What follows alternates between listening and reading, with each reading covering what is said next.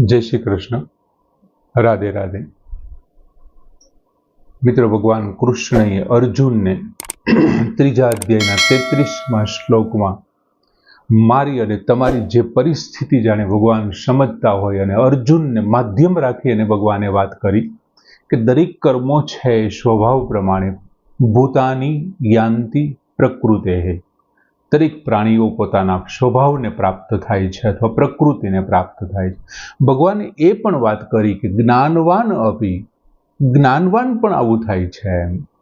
ज्ञानवान अपि स्वस्याः प्रकृतेः सदृशं। ज्ञानवान पण पोतानी प्रकृति अनुसार पोतानी प्रकृति अनुसार वर्तन करे छे, कर्मो करे छे। हवे जो ज्ञानवान एवं करता होय, विवेकी व्यक्तिओ करता होय, तो हूँ अने तमे क्यारेक स्वभाव प्रमाणे, क्यारेक स्वभावथी बोलाई जतुं होय, क्यारेक स्वभावथी वर्तन थई जतुं होय, जेम मारा अने तमाराथी थई जतुं होय एम सामेवाळाथी पण थई जतुं होय। अने स्वभाव छे ए भगवान आमां वात करे छे 34मा श्लोकमां। भगवान 34मा श्लोकमां कहे छे के इंद्रियस्य अर्थे राग द्वेषो व्यवस्थितो तयोः न वशम् आगच्छेत तौ हि अस्य परिपन्थिनो। इंद्रियस्य अर्थे इंद्रियोना अर्थे एटले अर्थमा, विषयमा, प्रयोजनमा राग द्वेषो, राग अने द्वेष व्यवस्थितो, व्यवस्थाथी बेठेला छे, स्थित थयेला छे। व्यवस्थितो बेठेला छे, रहेला छे, स्थित थयेला छे, व्यवस्था छे। आ एमनी व्यवस्थाथी स्थित छे। जो इंद्रियस्य अर्थे इंद्रियोना एटले के पोतपोताना विषयोमां राग द्वेषो व्यवस्थितो, राग अने द्वेष व्यवस्थाथी स्थित छे। तयोः न वशम आगच्छेत, तयोः ते बन्नेने मनुष्य वशम न आगच्छेत, वशमां न आववुं जोईए, ते बन्नेना वशमां न आववुं जोईए। हि तो केम के ते बन्ने अस्य परिपंथी न हो, अस्य एटले एनो, परिपंथी न हो एटले विघ्न नाखनारा शत्रुओ छे। विघ्न नाखनारा, मुक्तिना मार्गमां विघ्न नाखनारा शत्रुओ छे। भगवान अर्जुनने वात करे छे के इंद्रियोना पोतपोताना विषयनी अंदर राग अने द्वेष व्यवस्थाथी बेठेला छे अथवा स्थित छे। मनुष्योए ते बन्नेना वशमां न आववुं जोईए।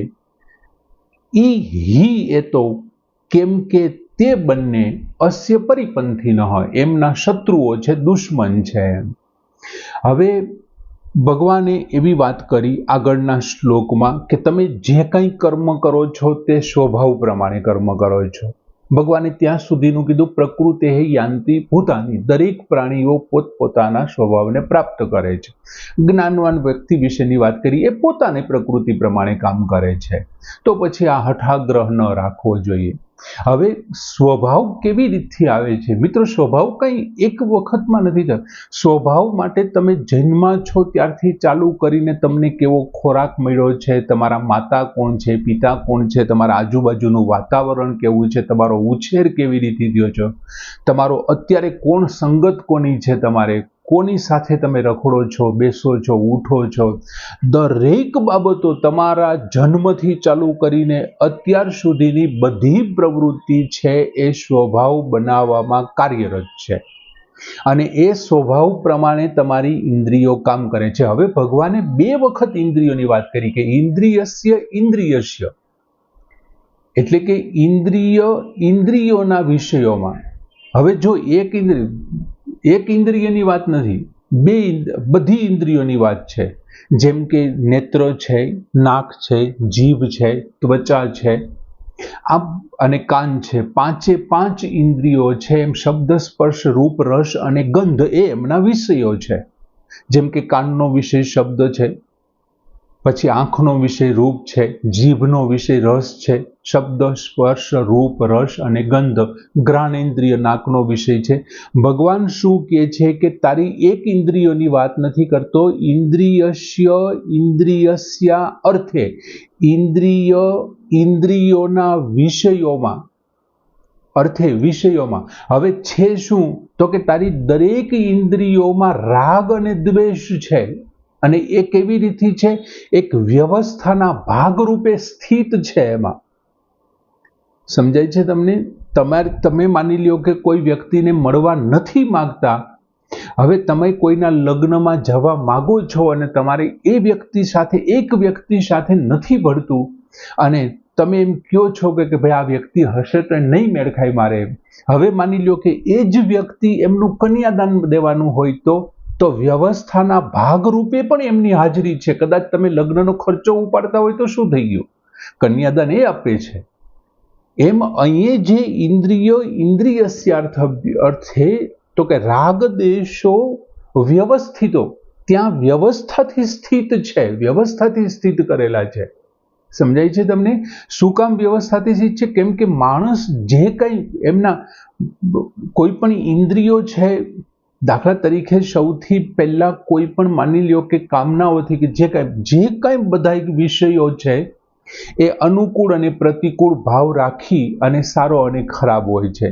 તો માણસ જે કંઈ કામ કરે છે, દાખલા તરીકે જે અમુક ઇન્દ્રિયોને માટે અનુકૂળ છે તો એ સારો રાગ ઉત્પન્ન થશે, પ્રતિકૂળ હશે તો દ્વેષ ઉત્પન્ન થશે. આગળના આ રાગ અને દ્વેષની અત્યારે વાત કરે છે. ઇન્દ્રિય માટે જો કોઈ અનુકૂળ હશે તો રાગ ઉત્પન્ન થશે, એમના પ્રત્યે પ્રેમ જાગશે. ઇન્દ્રિયો માટે કોઈ પ્રતિકૂળ હશે તો શું થશે? એમના પ્રત્યે દ્વેષ જાગૃત થશે. અને આ એક વ્યવસ્થા છે. દાખલા તરીકે વરસાદની ઋતુ છે તો ખેડૂતો માટે એ શું જગાડશે? વરસાદ આવવાનું ચાલુ થશે તો ખેડૂત માટે શું થશે? તો ખેડૂત માટે શું થશે? રાગ થશે. અને એ જ વરસાદ છે કુંભાર માટે શું થશે? કુંભારના કાચા માટલાઓ પલળી જશે, એનો નીંભાણો સુકાઈ જશે, ઠરી જશે નીંભાણાની આગ, એને ક્યાંય માટી ખોદવા નહીં જઈ શકે, એનો ધંધો તો ઠપ થઈ જવાનો છે. તો એ જ વર્ષા ઋતુ એમને માટે કેવી થઈ ગઈ છે? તો કે દ્વેષવાળી થઈ ગઈ છે. બંનેની ઇન્દ્રિયો તો છે 5 પ્રકારની.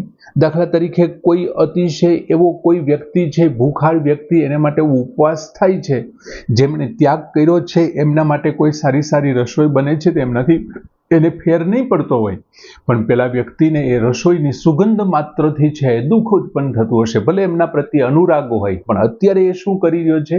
દ્વેષ આપી રહ્યો છે. તો એ ઘ્રાણેન્દ્રિય છે એમના વિષયમાં.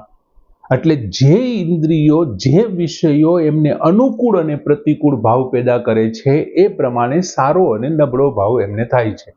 દાખલા તરીકે ઠંડા પવનો ઉનાળાની અંદર વાતા હોય આ 46 ડિગ્રી તાપમાનમાં, તો ઠંડા પવનો છે તમારા માટે, ઇન્દ્રિયો માટે અનુકૂળ ભાવ પેદા કરનારો છે અને સારો ભાવ પેદા કરનારો છે. પણ માની લ્યો કે શિયાળામાં -22 ડિગ્રી અથવા તો ખાલી 22 ડિગ્રી તાપમાન હોય, 10 ડિગ્રી તાપમાન હોય અને ઠંડા પવન ચાલુ થાય તો એ જ ઠંડા પવન છે કેવો ઉત્પન્ન કરનારો છે? દ્વેષ ઉત્પન્ન કરનારો છે. આ ભગવાન કે છે દરેક ઇન્દ્રિયોની વાત છે, સારો અને ખરાબ એ એમના વિષયોમાં તમારી અનુકૂળતા અને પ્રતિકૂળતા પ્રમાણે રાગ અને દ્વેષ છે ને એ ઉત્પન્ન કરનારા છે. એટલે ભગવાન શું કે છે? કોઈ સારું નથી હોતું. આ ઠંડા પવનને તમે જે અત્યારે સારો ગણો છો એ જ ઠંડો પવન શિયાળામાં તમે ખરાબ ગણો છો. જે ખેડૂત અત્યારે આમને સારો ગણે છે એ કુંભાર આમને અત્યારે ખરાબ ગણી રહ્યો છે. સમજાય છે તમને? અને આ રીતે બધું થઈ રહ્યું છે. એટલે ભગવાન શું સલાહ આપે છે? તયોહો ન વશમ આગચ્છેત.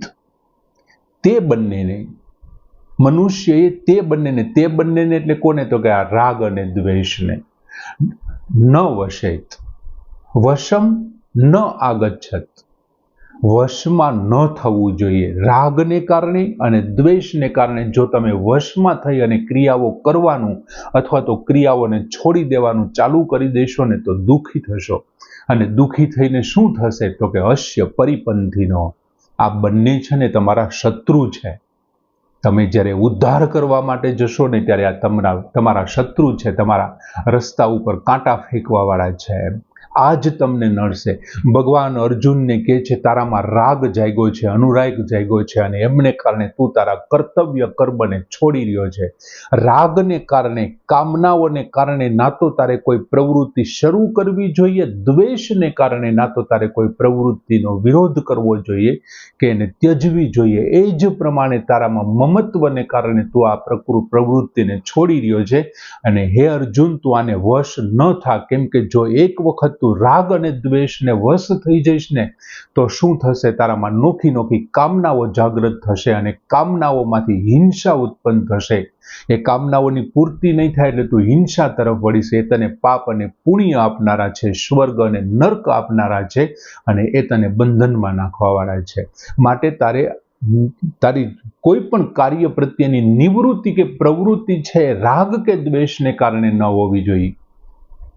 રાગ દ્વેષ નિયુક્તે વિષયા ઇન્દ્રિય એસ ચરણ, આપણે એ શ્લોકમાં પણ જોયું હતું, અને ભગવાને 55માં શ્લોકમાં પણ કીધું હતું, સર્વાન કામાન પાર્થ મનોગતાન. મનની અંદર જે કામનાઓ છે એમને જો તું દૂર કરી દઈશ ને તો તારા રાગ છે એ પણ પૂરા થઈ જશે અને તારા દ્વેષ છે એ પણ પૂરા થઈ જશે. તારી ક્રિયાઓ કેવી થઈ જશે, આપમેળે ચાલુ થઈ જશે, એની રીતે થવા માંડશે, અને એ બધું જ ભગવત કાર્ય થઈ જશે. તારે કંઈ પણ કરવા પણ રહેતું નથી. બીજું, આ રાગને કારણે દરેક ક્રિયાઓ છે રાગ અને દ્વેષને કારણે જો થવા માંડશે ને તો એ તને સુખ અને દુઃખ આપનારા છે.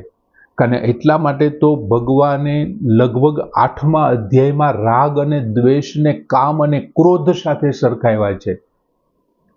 જે કોઈ વ્યક્તિ પ્રત્યે તમારામાં રાગ જાગૃત થશે, અનુરાગ જાગૃત થશે ને એટલે સીધું જ એ અનુરાગ, એ તમારો રાગ શેમાં પરિણમશે, કામનાઓમાં પરિણમશે. જેમ ધૃતરાષ્ટ્રને પોતાના પુત્રમાં અનુરાગ જાગૃત થયો, રાગ જાગૃત થયો, એટલે ધૃતરાષ્ટ્રને ઈચ્છા થઈ કે હું આમને રાજ્ય આપું, અને મહાભારતની શરૂઆત થઈ. એમ એ જ પ્રમાણે જો તમને કોઈના પ્રત્યે દ્વેષ જાગૃત થશે તો એ ક્રોધનું રૂપ ધારણ કરી લેશે. જેમ કે બે ભાઈઓ બાજુમાં વર્ષોથી આ બેસવાવાળા બે ભાઈઓ બાજુમાં હતા, અને રાવણના મનમાં વિભીષણ પ્રત્યે દ્વેષ જાગૃત થયો, અને રાવણે શું કર્યું, ક્રોધને કારણે વિભીષણને પાદ પ્રહાર કરી અને એમને કાઢી મૂક્યો. એટલે આ રાગ અને દ્વેષને ભગવાને લગભગ 8મા અધ્યાયમાં ક્રોધ અને કામ અને ક્રોધ સાથે સરખાવ્યા છે. એટલે ભગવાન બહુ સરસ રીતે શિખામણ આપે છે કે તૌ હિ અસ્ય, હિ એટલે કેમ કે તૌ એટલે તે બંને, તારે આ બંનેને વશ ન થવું જોઈએ. હિ કારણ કે તૌ એટલે તે બંને એટલે કોણ, તો કે આ રાગ અને દ્વેષ. શું કામ તારે એને વશ ન થવું જોઈએ? જો એક વખત તું એને વશ થઈ જશ ને એટલે શું થશે, આત્મામાંથી પ્રકૃતિમાં આત્મા જે કાંઈ ક્રિયા કરે છે એનામાં અહમપણું આવશે, અને જેવું અહમપણું આવશે ને એટલે બુદ્ધિ એનો પ્રતિમા ઝીલશે, અને બુદ્ધિમાંથી સીધું મનમાં આવશે, મનમાંથી ઇન્દ્રિયોમાં આવશે, અને ઇન્દ્રિયોથી કામ કરીને અહમથી તારું આખું શરીર ભરાઈ જશે, અને અહમથી કરેલા બધા જ કર્તવ્યો તને બાંધવાવાળા છે, તને ઉદ્ધાર નહીં થવા દે તારો. એટલા માટે ભગવાન કહે છે અસ્ય પરિપંથી ન, આ તારા શત્રુ છે. શત્રુની જેમ પહેલા તને વાલા લાગશે, ગમશે, અને પછી એ તને ઉદ્ધારનો તારો જે રસ્તો છે ને એને બંધ કરાવી દેશે.